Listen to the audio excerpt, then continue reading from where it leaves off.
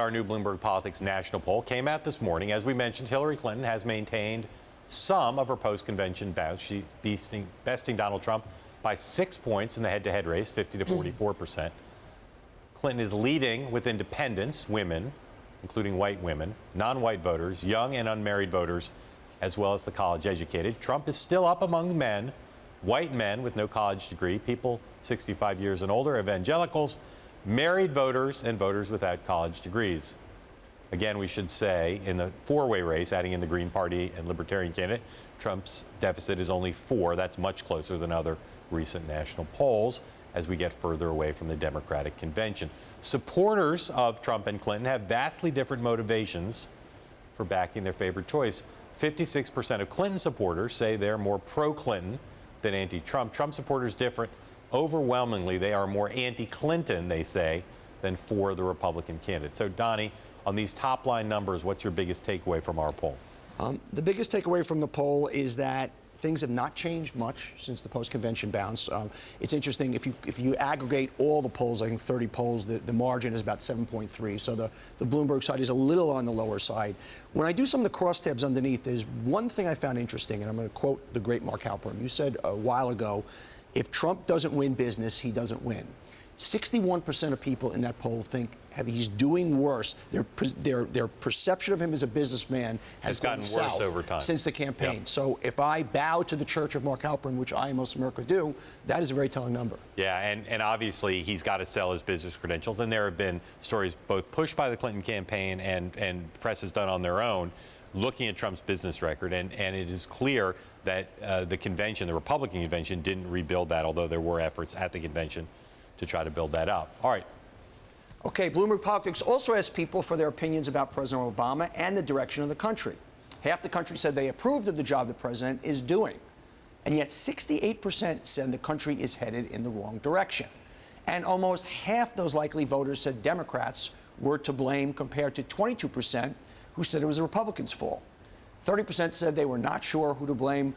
Mark, should Democrats be worried about that? And it flies in the face of basically perception of the parties in general, which the Republican numbers are much lower. It's a very strange mix, even as the country blames, according to our poll, blames the Democrats, even if as overwhelmingly has been the case for a long time now, people think we're on the wrong track.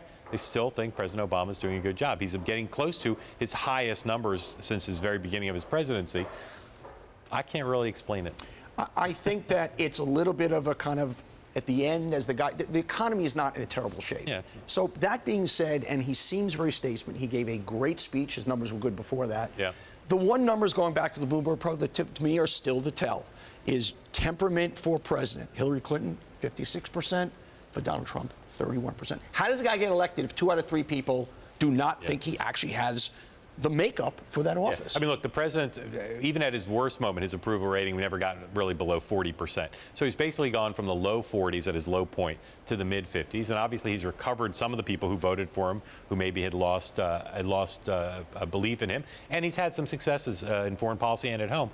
But it is a real problem for the Trump campaign. You know, they can cite wrong track all they want, but when a guy who's got half the country, more than half the country, approving of the job he's doing, is going to be out there hitting the pavement for Hillary Clinton, it's a problem. Same numbers Ronald Reagan. Problem for them. All right.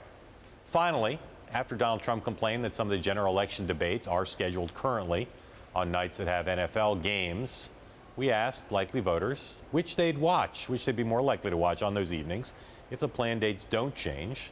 Football against the debates. 69% said they'd watch the debate.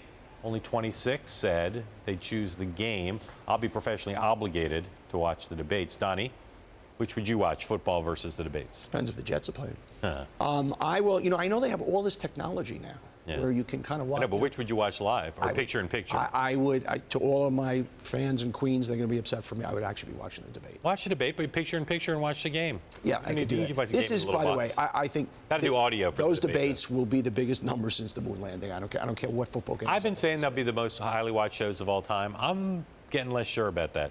Oh, no. Getting less sure. We'll see. There'll be a lot of build-up. They're going to be big. There's been a 20-month build-up. They're going to be big, build-up but I literally thought they'd be the biggest TV events of all time. I'm not sure that's well, the numbers people don't consume TV that way overall anymore. Well, that's part but certainly over the last 10 years, without question.